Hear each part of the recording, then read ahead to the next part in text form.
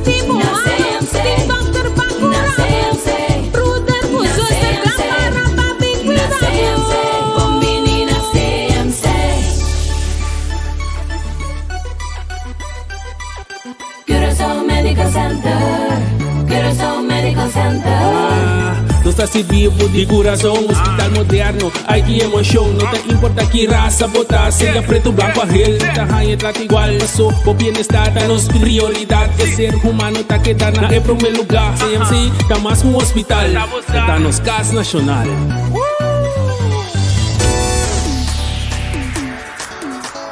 CMC tá para qualidade de serviço. Hospital novo de trabalhar, nos CAS tá boca.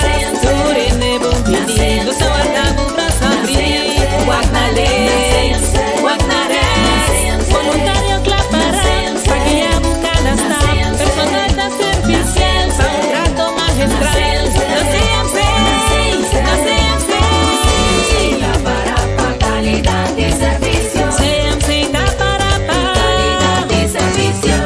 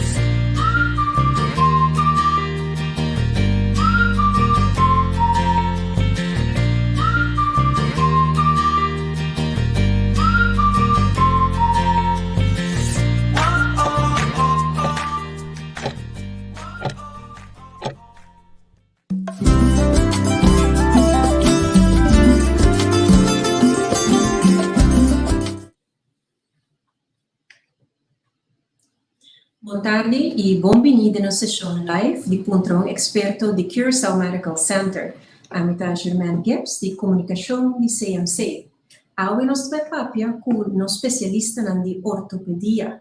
Pois nós temos Dr. Stockman e Dr. Coy junto conosco. Nós vamos ter uma conversação, me dá se alguma pergunta, pero agora também se há alguma pergunta, vou escrever aqui na seção de comments.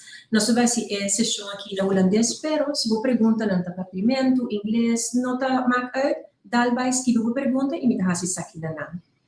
Boa tarde. Boa tarde. Bom-vindo. Dank. Bedankt dat jullie vandaag hier bij ons zitten. Ik weet dat jullie een hele drukke dag hebben gehad en nog steeds een drukke avond misschien. Ja, dinsdag nog. Dus nou, we gaan meteen dan beginnen. Ja. Zou jullie kunnen vertellen waarom jullie eigenlijk voor deze specialisme hebben gekozen? Ik persoonlijk vind het een heel leuk en uitdagend vak, omdat je mensen heel erg goed kan helpen. Als je kijkt naar vakgebieden binnen de geneeskunde die echt een hele grote verbetering voor quality of life brengen. Dus eigenlijk de oogheelkunde en de orthopedie, dat zijn de vakgebieden die met een relatief kleine ingreep een enorme quality of life impact kunnen geven, of terug kunnen geven aan de patiënt. Mooi. Dus met een kleine ingreep kun je echt het leven weer veranderen. Hè? Mensen die blind zijn, die kunnen zien. Mensen die niet meer kunnen lopen, die kunnen lopen. Ja, dat vind ik persoonlijk heel leuk. En daarbij komend het technische aspect. Dus eigenlijk het is een heel technisch beroep waar je moet kijken, meten, met je handen werken. Dat is mijn persoonlijke reden om het te gaan. Bij de orthopedie zitten natuurlijk gewoon de problemen die langer ontstaan en die je kan oplossen met een eventueel ingreep of puur alleen maar met begeleiding. En met de traumakant van ons vak is het natuurlijk leuk dat mensen binnenkomen met een acuut probleem waar je ze zo goed mogelijk uit wil redden uit hun situatie, zodat ze weer volledig kunnen functioneren als het goed is. Oké, en hoe ziet een typisch dag eigenlijk eruit voor jullie? We hebben wisselende programma's, dus we hebben eigenlijk altijd 1 dag vast in de week dat we kunnen opereren. We hebben een aantal dagdelen dat we poli doen, we hebben een aantal momenten dat we de organisatorische dingen kunnen afhandelen. Het kost ook heel veel tijd, we overleggen tegenwoordig heel veel met Nederland, met Amerika, met andere collega's. Poli, dus afspraken met patiënten? Ja, dus de patiënt op de polykliniek zien. En dan hebben we ook nog traumaweken, dus toevallig heb ik deze week de traumadienst. Dus dan moet je alle acute patiënten zien die mijn collega net beschreven. Die moet je zien, dan moet je opereren, dan moet je plek voor maken. En dan moet je daarna ook weer terugzien op de gipskamer bijvoorbeeld, als ze een gips hebben gekregen. En dan moet je weer daar een behandeling in staan. Zien jullie heel veel acute patiënten op een dagelijks basis? Ja, zeker binnen de traumatologie. En van huisartsen krijgen natuurlijk regelmatig gewoon acute problematiek verwezen. Ja. En wat zijn de meest voorkomende aandoeningen?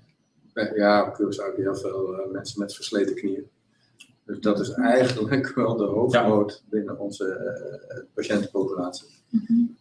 En hoe komt dat eigenlijk? Een deel door in de jeugd niet behandelde O-benen. Vaak in combinatie met overgewicht, weinig bewegen, slechte gezondheid, slechte voeding, leidt ook tot slecht kraakbeen. Ja. Daarvoor krijg je ook slijtage. En ja, als dat allemaal maar niet aangepakt wordt, dan leidt dat ook tot slijtage op jonge leeftijd. En dan worden de patiënt zelf, maar ook wij eigenlijk met een probleem opgezadeld. Omdat, wat ga je doen bij iemand van 45 jaar met een versleten knie? Ja. Dat zijn best problemen. Ja, dat denk ik ook. Misschien ook wel een beetje een deel genetisch. Dus dat sommige mensen toch meer aanleg voor hebben. In Nederland heb je bijvoorbeeld veel meer versleten heupen. En veel minder versleten knieën. Dat zie je net omgekeerd. En ik doe zelf ook veel kinderorthopedie. En het valt me ook op dat we in Nederland veel meer heupdysplasie zagen. Dat is eigenlijk een aangeboren afwijking van de heupen. Die op latere leeftijd slijtage krijgt van de heup. En dat zien we hier veel minder. En wel veel meer versleten knieën. Ja, en de ernstige O-benen al bij kinderen die niet te corrigeren zijn. Dat zie je in Nederland eigenlijk nooit. Nee. En bij die knieoperatie, wat houdt het eigenlijk in? Wat gebeurt er eigenlijk als iemand, een patiënt moet gaan voor een knieoperatie? Zou iemand die even kunnen uitleggen van begin tot eind? Ja, wat er plaats? de informatie hebben we tegenwoordig op onze website, met dankzij jou ook een hele mooie zorgpad eigenlijk beschreven over versleten heupen en versleten knieën. Dus iedereen is meer dan welkom om even op de website te kijken. Er staat ook zelfs een filmpje wat de operatie een beetje inhoudt. Maar kort samengevat, bij een versleten knie heb je een knie die natuurlijk, het kraakbeen is weg. En eigenlijk met die operatie zagen we een beetje het zieke kraakbeen weg. En we proberen de as van het been te herstellen, dat het weer een beetje een rechtbeen wordt. Het kraakbeen wordt eigenlijk vervangen door aan twee kanten metaal en tussenin een stukje heel hard plastic. Dat is eigenlijk dan de kunstknie, zoals we het noemen. Dat is de eindoperatie die je doet bij een versleten knie. Je hebt nog wat andere kleine operaties die je soms daarvoor kan doen, maar de kunstknie is eigenlijk de eindfase. En als een patiënt zo'n kunstknie krijgt, hoe lang kan hij eigenlijk mee met een kunstknie? Als je een beetje kijkt naar de knieën, het zijn allemaal grote registers van Zweden, Noorwegen en tegenwoordig ook vanuit Nederland. De knieën die 15 jaar geleden geplaatst werden, daar zitten er nu nog ongeveer 93 van de 100 zitten er goed in. Dus heel veel mensen denken inderdaad de kunstknie gaat maar 15 jaar mee. Maar dus na 15 jaar zitten 93 van de 100 er nog goed in, mits je de groep neemt van ouder dan 60. Hoe jonger de mensen, hoe minder lang die meegaat. Dat heeft een beetje mee te maken met de slijtage van het plastic, is een lang verhaal, maar jongere mensen gebruiken hem meer en dan gaat hij sneller loslaten. Dat is de reden waarom wij een beetje streven naar 60 jaar als begindatum. Het hangt er natuurlijk ook vanaf wat iemand doet. Kijk, als iemand in de bouw werkt en 55 is en een ernstig versleten knie heeft, maar nog 10 jaar in de bouw wil werken, dan is het eigenlijk proberen af te raden om dat dan op dat moment al te doen. Zeker als hij dan ook nog wat te zwaar is en hij gaat met zo'n knie werken, dan heb je de kans dat hij na 5 of 10 jaar al los zit. De prothese zelf zal het niet zo snel begeven, maar het is dan weer de contact van de prothese met het bot, wat het niet houdt, waardoor je in de problemen komt. Dus wij proberen altijd een op maat gemaakt plan te hebben. Dus bijvoorbeeld, ik had bijvoorbeeld een jongen van 18 jaar, die moest in een rolstoel, want die had te veel pijn. Ja, dan kan je eigenlijk niet anders dan een kunstheup plaatsen, zoals in dit geval trouwens. Dus heb je de keuze, of iemand is van zijn leven rolstoel gebonden, of je doet dan een heup op hele jonge leeftijd. En dan accepteer je de risico's voor latere leeftijd, maar dan is het in ieder geval geholpen. Krijgen we veel patiënten binnen vanwege auto-ongelukken? Ja, zeker. Ja, we hebben veel meer verkeersgerelateerde ongevallen hier dan in Nederland, denk ik. Dat komt ook wel een beetje deels drink driving. Binnen onze samenleving is dit toch wel een probleem. Levert veel ongelukken op. Ja. Dat is wel een zware last voor onze zorg. Dus ja, let erop met z'n allen. In combinatie met de wegen. Ja, slechte wegen, slechte verlichting soms. Staat van de auto zelf. Ja. Westpunt is een beruchte weg natuurlijk. Hè. Dat zijn veel grotere ongelukken. Ja, hoge snelheid inhalen op de weg naar Westpunt. Ja. Ik rijd zelf altijd, als ik uit Bandenbouw terugkom, achter iemand anders. Ja, Niet voor op te rijden. Nou, de patiënten die binnenkomen voor een knieoperatie, kunnen ze dan daarna meteen lopen? Hoe gaat het eigenlijk? Ja, vroeger waren de orthopeden heel terughoudend. Tegenwoordig gaat eigenlijk alles naar snel uit bed komen, snel oefenen, kort verblijven in het ziekenhuis, omdat mensen vaak thuis beter en sneller revalideren. Dus eigenlijk elke prothese, de standaard, is gewoon de dag na de operatie volledig belastbaar. Eigenlijk dezelfde dag al. Dus we hebben patiënten die heel goed gaan, die eigenlijk dezelfde dag al uit bed kunnen met de fysiotherapeut. Oké, dus de fysiotherapie en revalidatie is beschikbaar voor alle patiënten? Ja, we hebben een hele goede fysiotherapieafdeling die veel ervaring hebben met prothesechirurgie. En die halen eigenlijk zo snel mogelijk in het bed. Wandelen, doe je dingetjes en eigenlijk het thuistraject al meteen in werking zetten vanaf de dag van de operatie. Belangrijk is natuurlijk om de patiënt te activeren. Sommige mensen hebben zelf al activiteit, omdat ze het zo gewend zijn. Er is ook een bepaalde groep die denken van, nou, ik lig hier goed, ik heb nu een nieuwe knie en nu wordt het vanzelf beter. Zo werkt het natuurlijk niet, dus we moeten aan het werk. In Nederland hebben we ook wel gezien dat ze op een gegeven moment begonnen zijn met zogenaamde joint care groepen. Dan lagen 4 of 5 mensen dezelfde dag geopereerd, ook op dezelfde kamer. Die revalideren samen en dan stimuleert de een de ander. Ja, dat is natuurlijk goed. Proberen we hier ook een beetje in werking te zetten. Dus veel knieën proberen we zoveel mogelijk in de kamer te leggen, want ze elkaar motiveren en stimuleren om te snel te revalideren. Want als je ziet dat iemand anders al aan het lopen is, terwijl je zelf nog apathisch in bed ligt, dan ga je toch misschien een beetje schamen. En zeggen van, hé, die ander kan het wel, dus waarom ik niet? Ja, ik zie die fysiotherapeut heel vaak buiten lopen in de healing garden met patiënten. Dus, Hebben jullie hele complexe gevallen of uitdagingen? Ja, zeker. We hebben vroeger, een beetje de illustratie, werden er soms wel 200 mensen uitgezonden naar andere landen vanwege complexe operaties. We hebben tegenwoordig toch meer expertise in huis gehaald. We hebben ook bewust gekozen voor bepaalde collega's die bepaalde complexe operaties goed beheersten. En eigenlijk zijn we van meer dan 200 uitzendingen per jaar naar 6 gegaan. En dat betekent dus dat we eigenlijk alle orthopedische problematiek op Curaçao tegenwoordig kunnen opereren. Goed, uiteraard, dat is het belangrijkste. Dus de moeilijke heuprevisies, de moeilijke knierevisies, de bekkenfracturen, alle complexe dingen doen we eigenlijk op Curaçao. Ja. Oh, dat is heel mooi om te weten. Ja. En hoeveel orthopeden hebben we eigenlijk nu? We hebben er nu, in het ziekenhuis werken er nu 4,5. Oké, 4,5? Oké. Maar ik ben maar voor de helft mee. Ja, Frits is een helft FTE bij ons en die werkt de andere helft in Bonaire. Oké. Dat is ook wel leuk, want we hebben een beetje connectie met de collega's in de andere eilanden en dat vinden we altijd erg fijn. Dus we hebben tegenwoordig ook een wekelijkse traumabespreking met de hele regio. Die hebben we vanuit hier opgezet. Dus elke vrijdag bespreken we met de traumachirurgen van Aruba en Bonaire en Sint Maarten haakt soms ook in.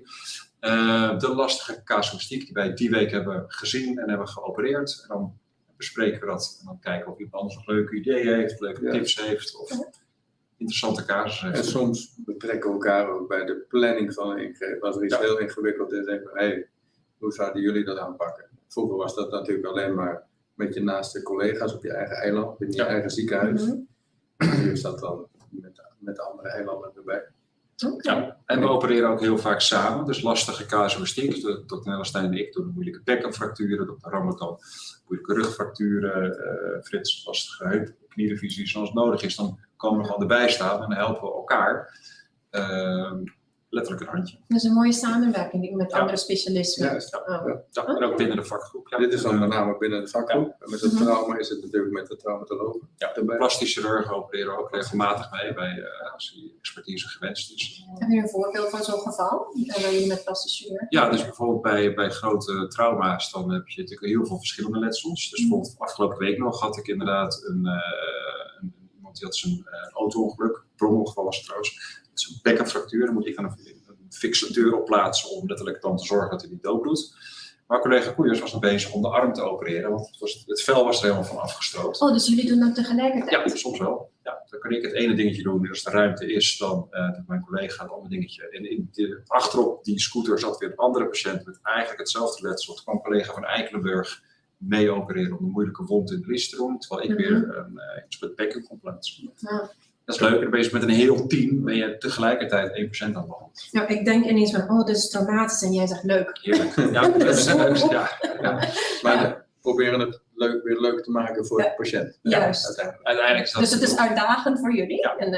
Maar daarom is het ook heel belangrijk dat je een goed ziekenhuis hebt met goede collega's, dat wij elkaar goed kennen. Dan weet je precies wanneer je wie moet inschakelen. We hebben dus ook gemeenschappelijke overdrachten. Dus we hebben elke ochtend en elke middag een overdracht met de urologie, plastisch eigenlijk wij, de orthopeden en de algemeen chirurgen. En dat is denk ik nergens, dat weet ik zeker, nergens in ieder geval in het Koninkrijk der Nederlanden wordt op die manier gewerkt. Ik denk bijna nergens in de wereld. Want ik hoor dagelijks dus alle algemene chirurgische problematiek voorbij komen, maar ik zie ook alle trauma's voorbij komen met de groep. Dat geeft een hele goede manier van samenwerken en serviceverlenen naar de patiënt. Dat heb je eigenlijk nergens in het Koninkrijk. Ja. Het kost wel veel tijd en energie, maar dat werpt zijn vruchten af in de kwaliteit van zorg die we met z'n allen leveren. En krijgen we ook veel patiënten vanuit het buitenland, vanuit de regio? Ja, dus bijvoorbeeld de moeilijke bekkenfracturen, omdat we in die groep zitten met z'n allen, zien zij dat wij dat goed kunnen. Dus vaak wordt de lastige bekkenfracturen naar ons gezonden. En moeilijke knierevisies, heuprevisies worden soms bij ons verwezen inderdaad. Omdat wij gewoon dan net iets meer ervaring hebben. En die komen vanuit Bonaire, Sint Maarten? Ja, Aruba. Ja, en als andere eilanden weer een bepaalde expertise hebben, kunnen wij ook weer naar hun mensen sturen. Dus dat is een soort wisselwerking. En dat kunnen we nog veel beter doen, denk ik. Ik denk dat we als Caribbean eigenlijk moeten zorgen en streven dat we niets meer naar andere landen sturen, maar dat we zorgen dat we onze eigen expertise neerzetten. Binnen de eilandgroep. Op Bonaire proberen we natuurlijk ook patiënten vandaar zoveel mogelijk op Bonaire te opereren.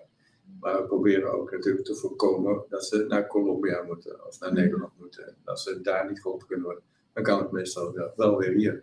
Ja, dus dat is helemaal mooi. En we vliegen regelmatig ook gastoperateurs in. Dus ik heb bijvoorbeeld een kinderchirurg, even de beste uit Nederland, Dr. Maathuis. Die komt 2 keer per jaar naar ons eiland. En die zit dan met mijn aantal kinderen, met Dr. Sahavi ook samen. En een aantal plukken we dan eruit. Die moet een keer geopereerd worden. En een heel groot aantal gelukkig hoeven we niet te opereren. Maar dan heb je gewoon echt een expert uit Nederland die ook nog een keer even meedenkt en meekijkt bij deze kinderen. Ja.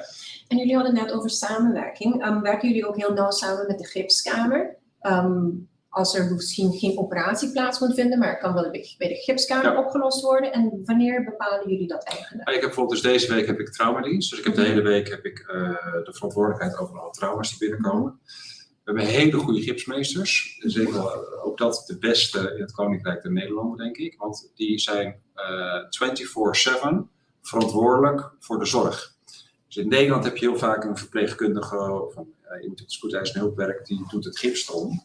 Maar die ziet niet het vervolgbeleid van de patiënt. En de gipsmeester die bij ons het gips erom doet, die ziet het dezelfde week, of de week erop weer de patiënt terug. En die ziet of hij het wel of niet goed heeft gedaan. Dus een hele sterke controle binnen onze groep gipsmeesters, waarbij we echt een hele hoge level van expertise hebben bereikt. Ja, dat horen we heel vaak. Dat er echt hele goede gipsmeesters zijn hier bij het CMC. Ja. En wij zien dus, elke orthopeed heeft een dagdeel in de week gipskamer. En dan zien we de patiënten terug van de week daarvoor. En alle patiënten die om de zoveel tijd een keer terug moeten komen om gips te wisselen. En soms doe je een bepaalde behandeling en dan achteraf blijkt toch, als het stand niet goed is, dat je moet opereren. Dus we hebben echt een vinger aan de pols om te kijken van hoe gaat het? Gaat het goed? Zijn we tevreden? Controlefoto. En als het niet goed gaat, moet je soms alsnog een operatie doen. Ja, veel mensen met een enkelfractuur bijvoorbeeld, die krijgen in het begin, wordt de enkelfractuur gereponeerd, op zijn plek gezet. En die krijgen een spalk. En dan wordt er in overleg met de orthopeed besloten wel of niet te opereren. Maar die spalk die blijft totdat de zwelling weg is, totdat je mag opereren. Totdat het met weinig risico kan. Soms moet je inderdaad even rust geven om een veilige operatie te doen. Als het te dik is of er een wond bij is, dan kan je beter wachten. En hoe lang moet eigenlijk een patiënt in het ziekenhuis blijven? Na zo'n... Dat hangt er vanaf waarvoor die op de EHBO is natuurlijk. Stel voor bijvoorbeeld die knieoperatie. Hoe lang blijven ze? Ja, maar tegenwoordig we proberen ook dus de lichtduur wat te verminderen. Omdat we denken dat het beter is voor de patiënt. Het klinkt raar, maar eigenlijk moet je patiënten zo kort mogelijk in het ziekenhuis proberen te houden. Waarom? Omdat het herstel thuis vaak beter is. En dat klinkt een beetje gek, maar in het ziekenhuis kan je ook ziek worden. En in een thuissituatie zitten mensen in hun eigen bed, in hun eigen setting. En dan herstellen ze vaak sneller. Ja, we zijn tegenwoordig heel erg van, bijvoorbeeld bij een knie, dat is een goed voorbeeld. Vroeger lagen mensen 2 weken in het ziekenhuis. Sommige ziekenhuizen in de wereld doen het in dagbehandeling. Daar zitten ook allemaal nadelen aan, dus daar zijn we geen voorstander van. Maar dus als ik op dinsdag opereer, donderdag naar huis, dat is perfect. Dan kunnen ze 1 dag oefenen met fysiotherapie. Dus morgens op donderdag nog een keer en dan naar de thuissituatie. Ja, dan zit je eigenlijk in je eigen environment, met je familie. En, Kijk, snel ontslag is niet een doel op zich. Nee. Dus vandaar dat mensen die in Nederland in dagopname worden geopereerd, waarvan dan ook weer een bepaald percentage na een paar dagen weer terugkomt met toch een lekkende wond of zo. Dat is extra risico. Dus als het verantwoord kan, snel ontslag. Als het nog niet kan, is het verstandig om een dagje extra te blijven. Ik zeg altijd, bij twijfel houden de patiënt een dag langer. Ik heb liever de patiënt toch een dag langer liggen, dat ik zeker weet dat de wond droog is, dat het goed gaat, dan dat de patiënt naar huis gaat. Dus, is de kans voor infectie groot? Nee, wij zitten denk ik onder de Nederlandse percentages. Dus onder de internationaal spreken 1-2%. Daar zitten wij op. Dat hebben hele goede resultaten. Ja, dus de kans op infectie is niet zo groot. Maar een infectie bij een prothese heeft wel grote gevolgen. Dat je de infectie niet zo goed kan bestrijden, omdat het dood materiaal is wat je implanteert. En daar zit geen afweer. Die bacterie die je lichaam binnenkomt en die bij een prothese gaat zitten, die voelt zich happy. Omdat daar de bacterie niet wordt aangevallen. Dus die denkt van, hé, hier ga ik me vestigen. Dan gaat hij zijn gezinnetje maken en uiteindelijk heeft dat gezinnetje pus. En dan heb je gewoon een probleem. Dan gaat de prothese eruit. Dus klein percentage, maar als je een infectie krijgt, Ernstige consequenties. Ja, maar gelukkig zitten wij heel laag in die Juist. aantallen. Dus we verrichten met z'n allen als ziekenhuis, in ons orthopeden wel heel goed werk. Oké. En operatiekamer te geven. Maar dat is wel een goede vraag, want het infectierisico, dat wordt onder andere verhoogd door obesitas. Mensen die heel dik zijn, Mhm. waarvoor je door een hele dikke laag vet moet snijden om bij de knie te komen, die hebben een groot risico op een infectie. Mhm. Mensen die roken, hebben een veel grotere kans op Oké. infectie. In Amerika is het in een heleboel ziekenhuizen zo dat je, als je rookt, dat je niet geholpen wordt. En dat als, Is dat zo? als er een twijfel is, dat ze zelfs nicotinetesten doen om te kijken of mensen echt gestopt zijn roken. Maar wat doen we hier? Hier maakt het eigenlijk niet uit? Nou, we screenen daar niet heel sterk op. Ik ben alleen heel streng met bepaalde operaties die ik gewoon echt niet zou doen als iemand nog rookt. En bij alle botfracturen, dan zeg ik altijd meerdere keren van stop met roken. Want dat beïnvloedt in sterke mate je botgenezing. Zeker als je een fractuur hebt en je rookt, dan de kans dat het misgaat is gewoon een heel stuk groter. Oké.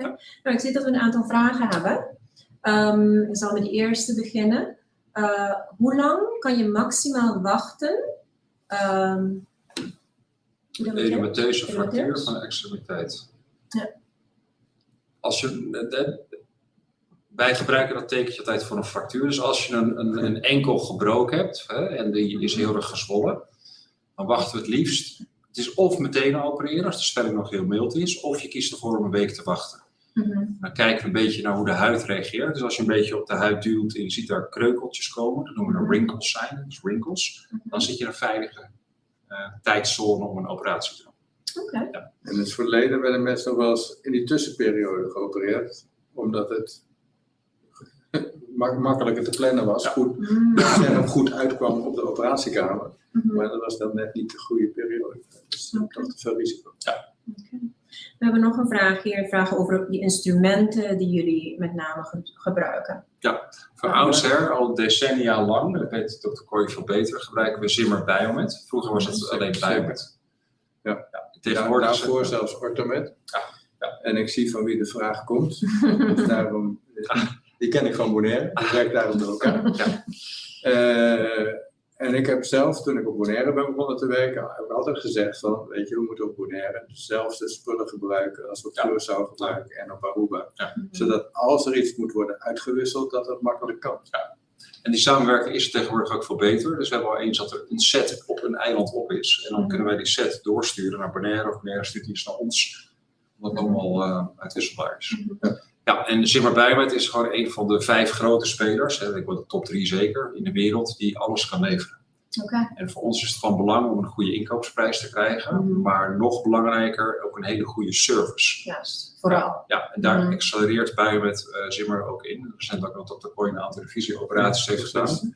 2 weken geleden nog hebben we revisiechirurgie gedaan van de knie. En daarvoor heb je speciale spullen nodig. En die worden dan speciaal naar ons toegestuurd. En die worden dan speciaal vrijgemaakt in Europa door het Zimmer Biomet. Zodat wij ze kunnen gebruiken. En als je allemaal wisselt van bedrijven waar je dingen aanschaft omdat het ietsje goedkoper is, dan krijg je nooit meer die service die wij hier zo hard nodig hebben. Je zit hier perifeer en ver weg. Dus je hebt echt ondersteuning nodig. En dat is Zimmer Biomet gewoon al jarenlang heel van een betrouwbare Biomet. We hebben nog een vraag. De vraag is, als je al 29 jaar 1 schouderprothese hebt en je loopt al bijna een jaar met pijn rond, is dat niet slecht voor iemands lichaam? Ik denk op zich, pijn is niet zozeer slecht. Het is meer heel storend. En je moet kijken wat de oorzaak van de pijn is. En dus in dit geval, als een prothese er 29 jaar in zit, heb je zo'n redelijke kans dat die prothese los zit. En dan zou mijn advies zijn, ga een keer bij de huisarts langs, laten een foto maken of kom bij ons langs en kijken hoe zit die prothese los. Wat is de oorzaak van de pijn? Dat zijn allemaal een aantal dingetjes waar je aan moet denken. Dus die pijn op zich is niet slecht, maar je moet wel even kijken, wat is een reden waarom je pijn hebt en hoe gaan we dat het liefst oplossen. Oké. Ja. En hoe blijven jullie eigenlijk op de hoogte van de laatste ontwikkelingen op het gebied van orthopedie? Ja, we gaan lezen natuurlijk onze tijdschriften, we gaan naar congressen. Ik ga dan ook vaak naar congressen en dan ga ik bijvoorbeeld specifiek een beetje naar de revisiekniekant op. Daar de nieuwe dingen van bekijken en proberen hier te gaan gebruiken. Ja. Ja, het is een congres inderdaad. We zijn allemaal een beetje geabonneerd op een aantal dingetjes. Tegenwoordig ook allemaal via e-mails en andere methodes. Ik zelf ga ook wel eens, ik ga in mei even naar Nederland voor een congres. Maar dat combineer ik dan met een bezoek aan een collega, een vriendin, die heel goed kan opereren. Dan ga ik gewoon een paar operaties met haar meedoen om te kijken, nou, hoe doe jij dat nou? Heb je misschien nog nieuwe ontwikkelingen die ik nog niet ken, tips en tricks? Dus onze generatie, of dit is ook trouwens, maar wij zijn heel erg open van je moet leren van elkaar. Dus wees niet bang, maar ga samen kijken hoe je dingen beter kan maken. En als je een keer mee opereert, je pikt altijd een paar kleine dingetjes op waar je zelf aan het zegt. Nieuwe operatietechniek. Ja. Ik doe al jaren halve knieprotheses. Bij mensen waarbij dat kan natuurlijk niet. Als het niet kan, maar als het een halve prothese kan doen, heb je daar wel een snellere mobilisatie. Eventueel kan je die zelfs iets jonger plaatsen, omdat als je moet vervangen, je kan vervangen door een normale hele over het algemeen. Maar dat was jaren geleden de oude techniek. Nu hebben we een minimaal invasieve techniek, dus met een kleinere snee, kleinere instrumenten. En daar ben ik bijvoorbeeld een paar jaar geleden heb ik bij een collega in Breda een dag mee geweest om te kijken hoe hij dat doet. En daar steek je natuurlijk van op. Nou, met behandelingsplannen van patiënten, hoe gaat dat eigenlijk? Bespreken jullie dat samen met de patiënt, afhankelijk van wat die patiënt nodig heeft of eigen doel? Nou, eigenlijk, weet je, ik probeer dat altijd zo te brengen dat eigenlijk de patiënt beslist wat we gaan doen. Ik ben daar om advies te geven en om in te sturen. Ik heb altijd een mening daarover. En het belangrijkste is altijd van, ja, wat voelt de patiënt? Hè? Bij een versleten knie is een mooi voorbeeld. Heel vaak wordt het doorgestuurd, ja, we hebben een röntgenfoto en die knie is helemaal versleten. Dan praat je met de patiënt en dan valt de pijn bijvoorbeeld eigenlijk best wel mee. En de patiënt zegt, ja, maar mijn knie is helemaal versleten. Ik zeg, ja, maar eigenlijk is de foto niet belangrijk. Het gaat erom wat uw klachten zijn. Zoals u zegt, ik kan redelijk functioneren. Neem ze elke keer een paracetamolletje. Ik ga een beetje afvallen. En u kan het nog 10 jaar volhouden. Dan kiezen we voor die optie. Maar als de patiënt zegt, ja, ik kan niet meer slapen van de pijn en het gaat niet meer. Dan zeg ik, dan zijn we denk ik wat doen om een kunstknie te doen. Dus dat is mijn voorstel om dat te doen. En de patiënt mag dan mee, of eigenlijk de beslissing natuurlijk nemen. Wat we gaan doen met z'n tweeën. Als de klachten invaliderend zijn, dus als je kwaliteit van leven achteruit gaat, dan is het punt aangebroken.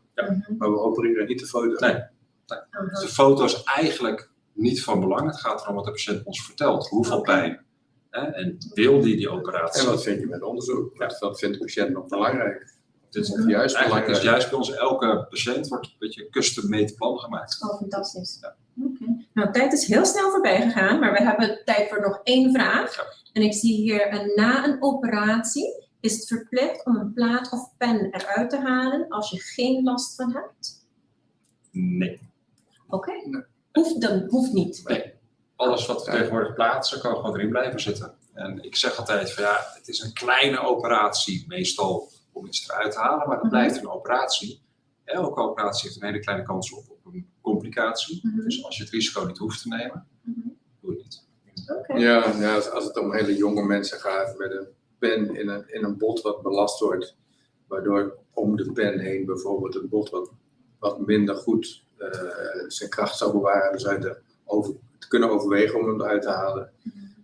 Tegenwoordig zijn we zelfs minder geneigd om als synthese materiaal, dus platen en schroeven eruit te halen als je later denkt dat er een prothese gedaan moet worden. Want dan kan je het eventueel ook tijdens die ingreep doen. Vroeger halen we het dan eerst eruit en dan plaatsen we later de prothese. Maar tegenwoordig kan dat vaak ook wel direct. Ja, oké. Nou, en het is intussen tijd 6:30, dus de tijd is heel snel voorbij gegaan. Ja. Hartelijk dank voor jullie tijd en om al die vragen te beantwoorden. Y daqui na Bosantame com a hasi pergunta, nos apreciar. Queda seguir nos página de Facebook e também queda lá so pronto nós vai ter uma edição mais de vida atrás de cortina que sai dia 24 de maio. Pues danke dia mais e passa feliz noite e danke a nos dokter. Ja, oké. Dus dat zie je.